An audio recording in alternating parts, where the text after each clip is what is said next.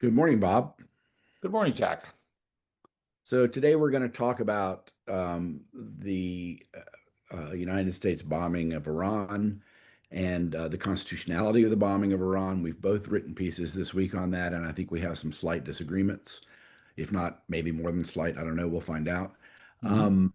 Um, I argued early in the week that I didn't know whether the strikes were constitutional or not because it's my view, and this is a view that I've been coming to for a long time now. It's my view that the normative framework for assessing the constitutionality of presidential unilateral uses of war powers is just too unsettled and too contested for us to meaningfully assess that. My main arguments were that if you look to if you look to constitutional text from the very beginning, there's been disputation about the meaning of the declare war clause and Congress's authority to appropriate for the military and to raise and support the Army and the Navy.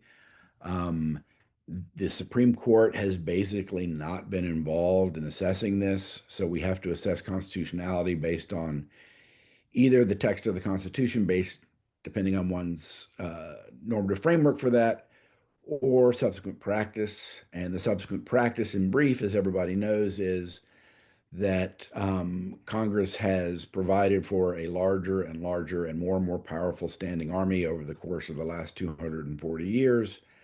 Presidents, in kind of a generic way, have been increasingly using those standing armed forces unilaterally, both offensively and in self-defense, especially in the 20th century, especially after World War II. We've got a series of OLC opinions that give the president very broad authority to use force here.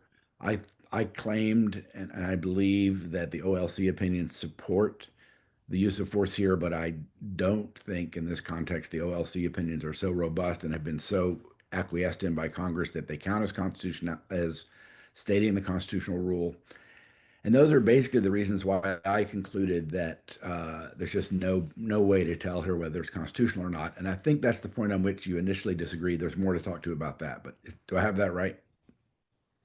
Yes, you do. And I suppose I should start by saying I'm pleased to hear you say or cast some doubt about the weight that we should give these OLC opinions. I think you say in your piece, and correct me if I'm misrepresenting it, that as a practical matter, over time, the Office of Legal Counsel has created a legal framework within which any unilateral deployment of force could be declared by the executive to be illegal on the basis of what the executive's own lawyers have said. Do you disagree with that? I don't know. Well, no, I don't think any. There's the exception for ground forces. With the Uh, exception of ground forces, yes. I think that basically the OLC opinions justify practically any use of air power or power at a distance. Um, I mean, I might be able to imagine some hypotheticals where that's not true, but certainly anyone to date, uh, I think the OLC opinions clearly justify. So yeah, that's what I think. But I didn't say, and I don't believe, I said in the piece that while I do think that those opinions cover this action, I don't think that those opinions are necessarily the standard for what's constitutional.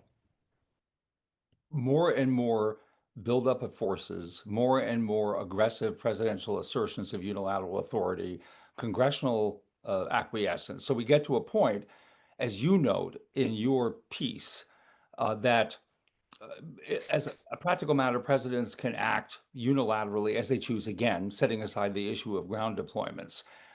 And my point in my response to that piece was that all of this is extremely hard to square with whatever we can glean from the constitutional text. If the president can do whatever the president wishes, if there is no guiding principle to distinguish, say, a limited engagement, repel a sudden invasion, an immediate threat that Congress clearly cannot, organize to address in concert with the president, if other than those limited circumstances, the president can do precisely what the president wants, then what's left of congressional authority, what the OLC opinion refers to as the authority divided between the executive and the legislature. And I look at that, and it seems to me we have a major constitutional problem. We may not have a rule, and we'll talk about the particular case in the Middle East in a moment, a rule that we can apply with some degree of automatic certainty or clarity. I don't disagree with that, but I don't think that's unusual in the sphere of constitutional law. What we have is a gross distortion of the constitutional scheme. And it is possible to render a judgment on that basis on what has taken place in Iran, and we can talk about the specifics. But you'd say more about a gross distortion of the constitutional scheme because Congress has plenty of power here. No one denies that Congress has enormous constitutional power. Congress did not need to give the president these toys to play with. They did not need to permit the president to deploy them around the world as he wishes. Congress can at any moment, as it's done in the past, put restrictions on what the president's doing. The president acknowledges a limitation for the introduction. I'm simplifying, but for the introduction of ground forces.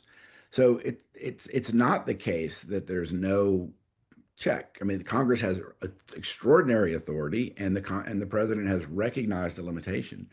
So I don't see how you can argue from the idea that power is supposed to be divided. Yes, Congress is. If the constitutional rule is, I'm the one that's saying I don't know what the constitutional rule is. If the constitutional rule is that Congress is in charge here, but Congress is not exercising its authorities, I mean, that is a problem. I agree that there's a constitutional problem, and I've said this for many years about the president being able to decide these things on his own. I just don't know what sources you're drawing on. Is it the declare war clause that's being violated here? Declare war clause, raise and Why support. is the declare war clause violated? Why is Let the me, declare war well, even clause even if you violated? look at the, excuse me, even if you, pardon me, I didn't mean to interrupt. Why is the declare war clause being violated in But the Iran? even in the OLC opinions, and that includes the Soleimani opinion, there is attention paid to the question of whether or not an engagement has risen to the level of a war that only Congress can declare. And Exactly. that is based on, and that's also become twisted in application. That's based on the question of the nature, scope, and duration of that engagement, whether it does or does not become a war that is only Congress is constitutionally to declare. So I do think that the declare war clause is implicated, and I think there's support for that even in the OLC opinions, but it's certainly support for it in the constitutional text. And there are, and you cite that in your piece, there are originalists like Mike Ramsey, who I think make that case pretty strongly. So I do think the declare war clause is at issue here. But okay, again, we can run up about 50 different arguments about the meaning of the declare war clause. Mhm. And different scholars have different views about it, and the OLC has a view about it. And I'm not denying that you can run an argument. I'm saying there's just no way to know. We just don't have the materials. We've got contested textual language. We've got 250 years of practice. We've got no Supreme Court decisions. We've got very robust OLC opinions. So I don't see how anyone can argue with confidence that this violates the declare war clause, which was about declarations of war, which this isn't. This is clearly not a declared war. As for the restriction about the anticipated duration and intensity of the hostilities, I mean, the Trump administration basically acknowledged in its explanation about this that it was a limited engagement. They were relying on that very set of provisions, that very language in the OLC opinions, in saying that there was a limited engagement. It was over as soon as it started. The strikes brought peace and ceasefire. So I just think this one, again, I think we're slipping a little bit in our disagreement here, but this this is clearly within the OLC opinions, in my view. So, Well, I mean, if you're basic, I think you agree with that. And so that's I because I think guess I just almost don't under, let me ask the question this way. If this is unconstitutional, how do you distinguish it from Korea, Kosovo, Libya, Panama? I mean, what is different about this that makes it different from those strikes? so. Let me answer, first of all, one general question and get back to your specific question. And that is, you mentioned Congress has authorities, it hasn't exercised them, and sort of that's unfortunate, but the authority is there for Congress to exercise. It can cut off appropriations. I don't disagree with any of that. I think that doesn't change the question of legality. It's just a question of whether Congress has, in effect, done what it should do to protect its constitutional prerogatives and to maintain some balance in this allocation of authority between the executive and the legislature. But the president has that responsibility as well. And one of the arguments that I make in my piece is that when we assess the overall constitutional picture, when we render a constitutional judgment, even in the absence of a settled constitutional rule, we look to the conduct of both the president and the executive. And in the president's case here, he has referred to this as, You mean, Bob, let me correct. You mean the president in Congress? I think they both have responsibility Yeah. here, Congress as well as the president. And this is a case where the president has referred to this as a war. He has declared he can do whatever he wants, however he chooses to do it. I'm going to get now to the justifications here in the Middle East and where I think these arguments are weak. Um, he in effect has said, yes, I wage war side by side with Israel here, and um, that's what I can do, and I cannot be stopped. Now, it is also true that, for example, in the War Powers Resolution reporting, they sort of fall back on some standard language, and I don't think it holds up particularly well. So let me talk about the specific case in the Middle East. First of all, we have massive ground deployments there.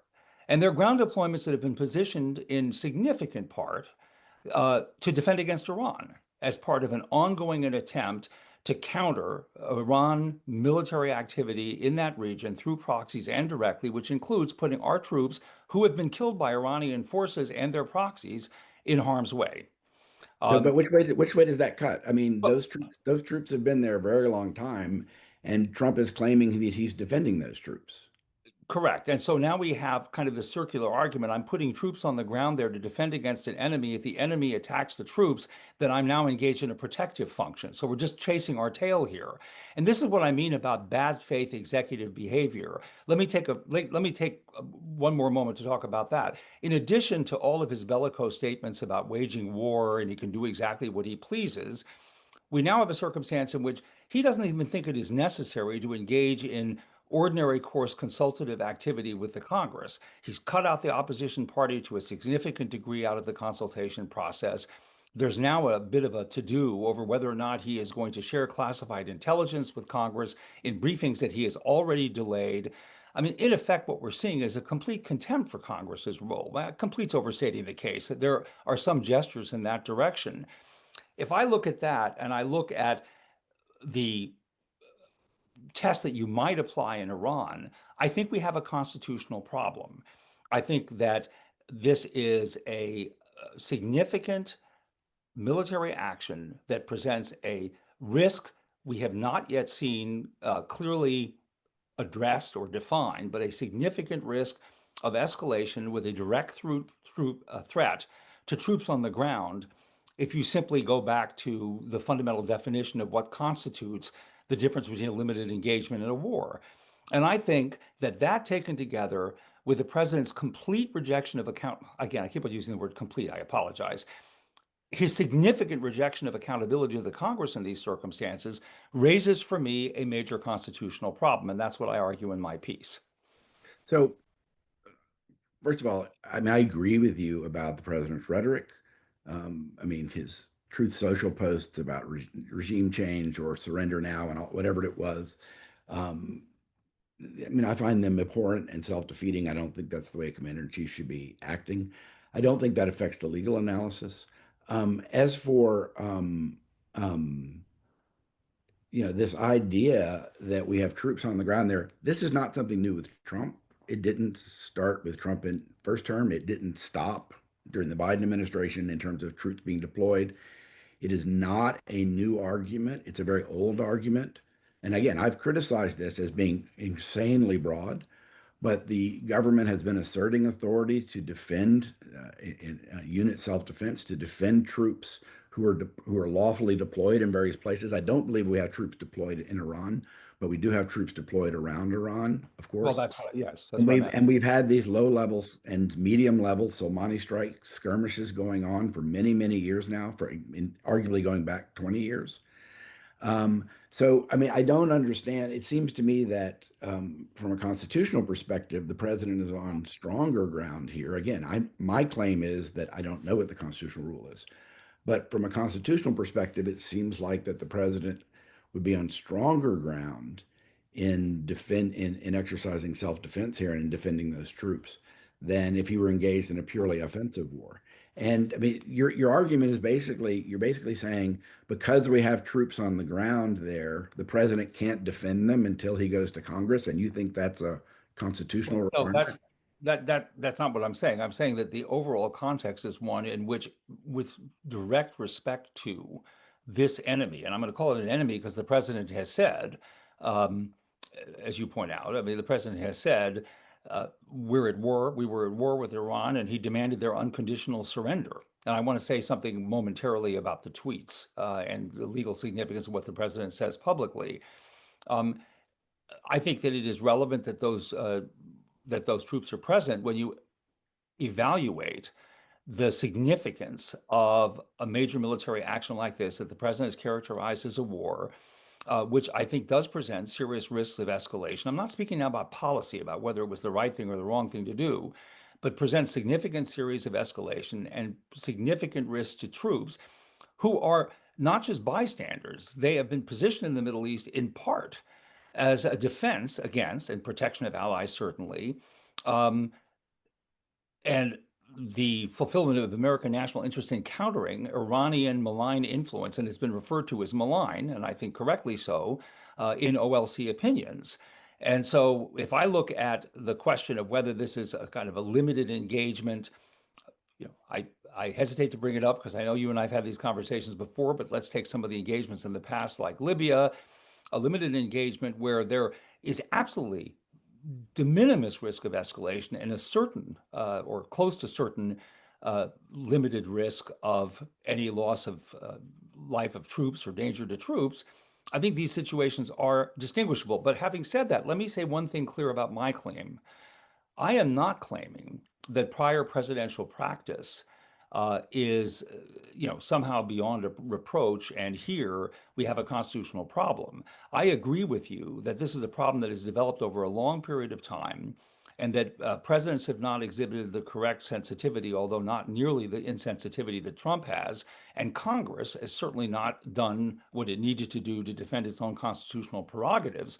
But the fact that there's just been this repeated flouting of any responsible concept of divided authority does not seem to me to be adequate, even in the background of a legal justification. Again, I'm not claiming it was lawful. I'm not saying it was Mm. constitutional or legal justification. I'm saying that the tools aren't available. I think it's highly misleading. These debates always take place. The president acted unconstitutionally. And I just think that that is a kind of a misleading statement where everybody is out there with their different theories of what the Constitution requires. They're wildly different theories. I mean, there's Yes. the OLC opinions, which are the kind of center of this debate, but they're wildly different theories. None are more or less valid than the other, as far as I can tell. And there's no consensus about them. And so we proceed, and when we don't like what the president's doing, we say he acted unconstitutionally. And I think that that's actually taking away the focus. This is what lawyers do. We run to the legal focus. When in fact, the problem, I mean, what does it mean for it to be constitutional? We have this framework. There's been a series of actions by Congress and the president over 240 years.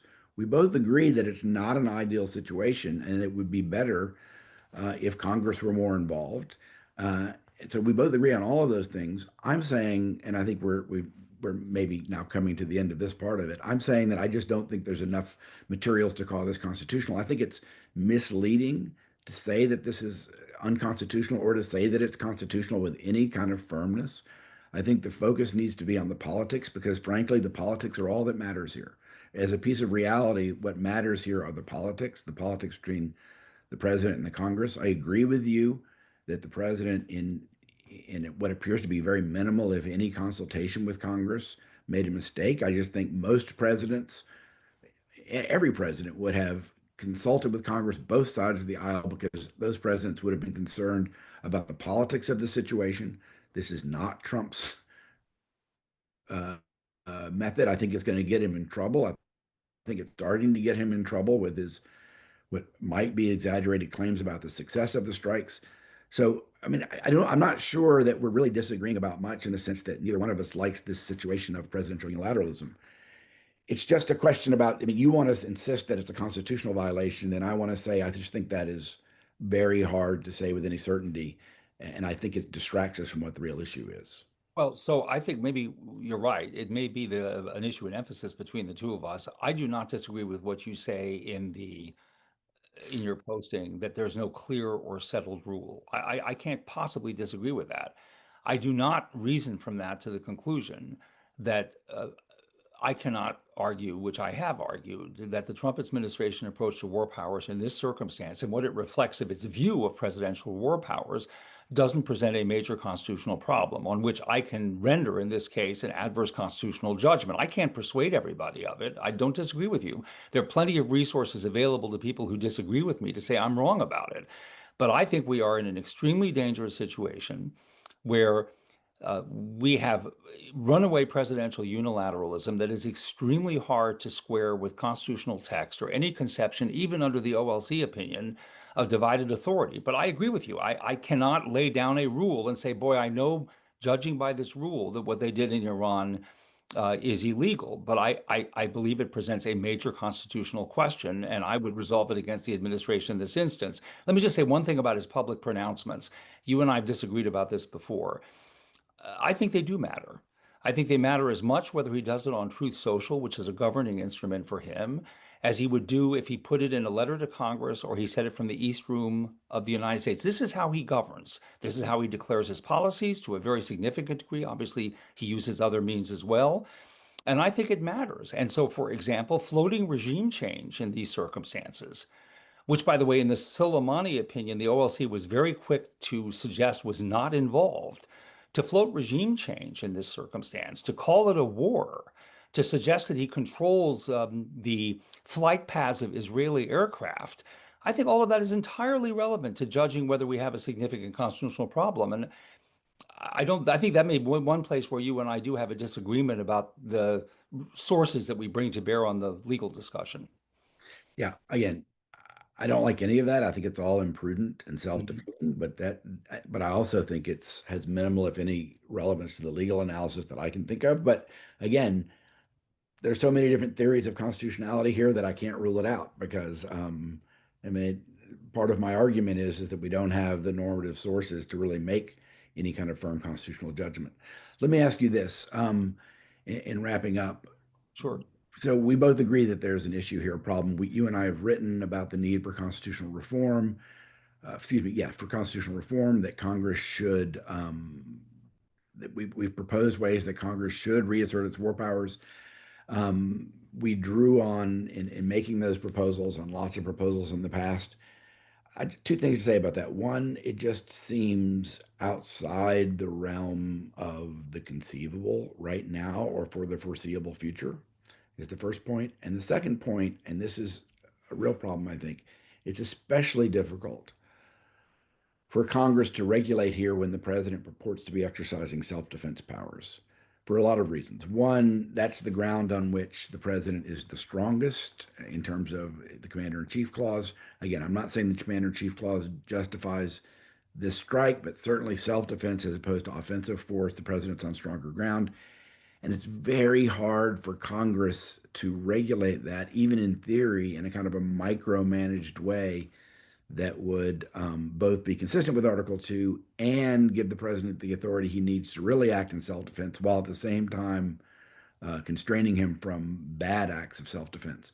So I'm just, as much as I would like to see an improved separation of power situation, I'm just extremely skeptical that it's going to happen. I share your skepticism about it, but I wonder if this administration and this particular president's view, expressed in a variety of ways, but certainly, as I pointed out in his public pronouncements and social media, won't finally push the Congress at some point over the next 4 years to recognize that we are in an impossibly dangerous situation. And this gets me back to a central point of my piece. In the past, without a settled rule, and in a circumstance where presidential unilateralism became more or less the order of the day with permissive OLC opinions, what have we relied on to try to keep, some semblance of order here? And that was presidential good faith, presidential agreement that presidents are constrained in some way, that they should consult with Congress, that they should recognize that there are constitutional limits and debate what those limits are, testify, be transparent about their legal rationales. And I think we're seeing that crumble away as well. And that may, I hope, be what is necessary to prod the Congress to take some action here. And it certainly underlies some of my view of the constitutional problem that we're seeing in the Iran situation. And let me be very clear again. I want to say this one more time, just for emphasis. I take this position without regard to the soundness of this military engagement or any ones that preceded it in which war power debates have taken place. I'm not arguing one way or the other for this purpose. I have my own views about what was right to do in Iran, wrong to do in Iran, or in Libya, or in Kosovo, or in Bosnia. The situation's out of hand, and now we are seeing very clearly how bad this can be. Yes, other presidents have contributed to it. I think this president is taking us to a different place that underscores the need for Congress to finally stand up and do something about it. So I think two things. I'll make it one thing. I think whether Congress does something about it completely depends on outcomes. I think only an extreme disaster, which one can imagine happening as a result of this strike, would result in Congress having the wherewithal to do anything about it in this administration or the next. Um, and if it turns out that this strike helped foster peace in the Middle East, I think it's going to make it. And again, we just don't know. It's way too early to tell what's going to happen as a result of this. We're still, dealing with the consequences, and we have a long way to go. Seems to me the only way we're going to have reform if it's widely viewed to have been a debacle akin to Vietnam or worse, which is what led to the War Powers Resolution, that and some other things. And anything short of disastrous consequences, truly cataclysmic consequences, as a result of the unilateral strike, I predict will not lead Congress to have the wherewithal to bring real reform. And again, I just don't see how you really. I think it's very hard to reform by law the self-defense power. And I think ultimately, like so many things in the last 10 years we've learned about, that the main source of constraint is the responsibility and judgment of the elected president. And that really is, in so many ways, so important to the effective functioning of our government. We can close on that note of complete agreement. I couldn't agree with you more, and I would only add the the movement towards some meaningful reform may also depend, and I hope this isn't the case, not just on whether there is this particular deployment of force, but others that could occur over the next 3.5 years, even in other regions of the world. Right. I agree. Thanks, Bob. Thank you.